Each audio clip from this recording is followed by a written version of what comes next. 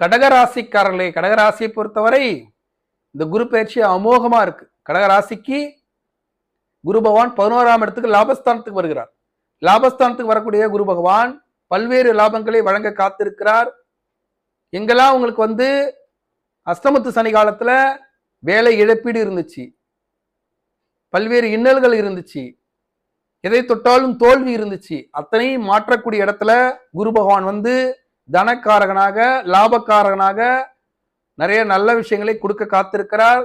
அதோட ஜூன் மாசம் 19ஆம் தேதிக்கு மேல சனி வக்ரகாலமும் தொடங்க போது எல்லாம் சேர்ந்து ஒரே நேரத்துல உங்களுக்கு யோகமாக செயல்பட்டு திடீர்னு நல்ல விஷயம் நடைபெறக்கூடிய ஒரு அற்புதமான காலம்.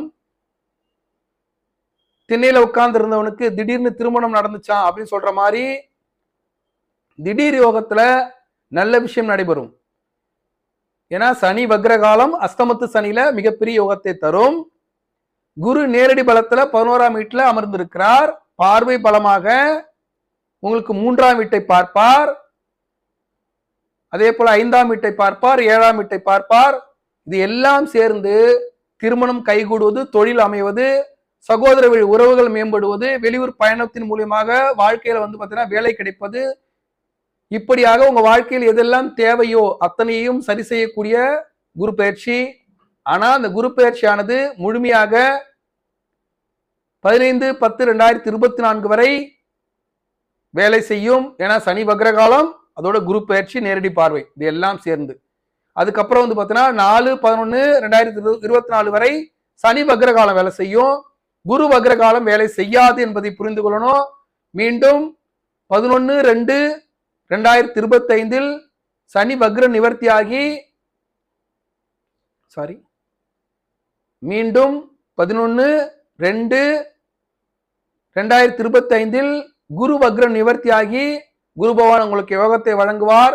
ஆனா எடுத்த உடனே குரு நேரடி பார்வையிலும் சனி வக்ர காலத்திலும் வழங்கக்கூடிய பலனை முழுமையாக பெற்றுக்கொள்ளணும். அதுக்கப்புறம் குரு பலம் மட்டும்தான் இருக்கும், சனி வக்ர பலம் இருக்காது. அஸ்தமத்து சனி மீண்டும் தொடங்கிடும்.